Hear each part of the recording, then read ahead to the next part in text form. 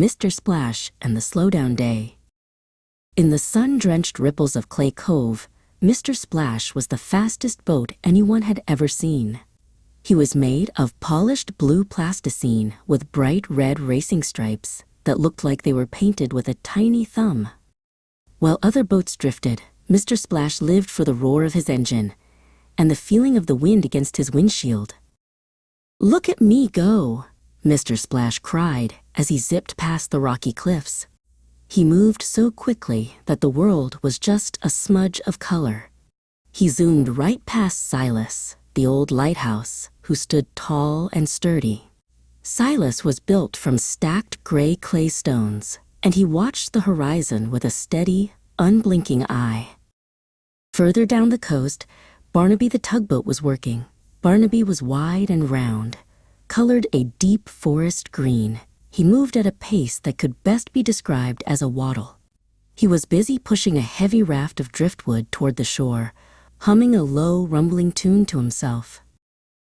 Mr. Splash didn't have time for humming or driftwood. He wanted to reach the great arch by noon. He didn't notice the gentle bobbing of the sea or the way the light caught the salt on the rocks.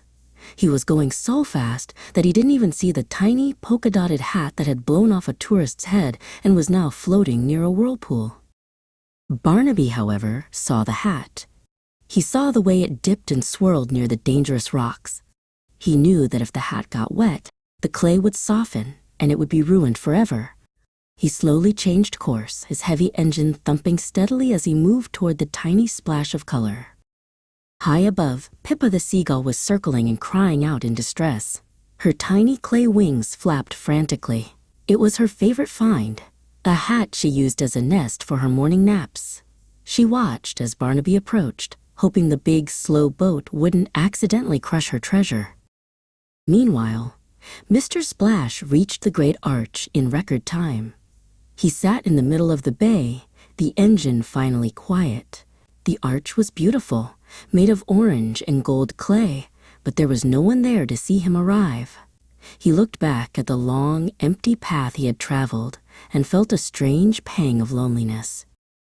He decided to head back, but this time he didn't roar his engine. He cruised slowly, letting the water lap against his sides. As he approached the rocks, he saw a small white shape landing on his bow. It was Pippa, and she looked much happier than she had earlier that morning. "Where did you get that?" Mr. Splash asked. Pippa pointed her wing toward the horizon, where Barnaby was still chugging along. Mr. Splash realized that while he was busy winning a race against nobody, Barnaby had been busy being a hero. He felt a little bit of his plasticine pride soften. Mr. Splash caught up to Barnaby and slowed his pace to a gentle crawl. Pippa settled the hat onto her head and did a little dance. The three of them traveled back to Clay Cove together.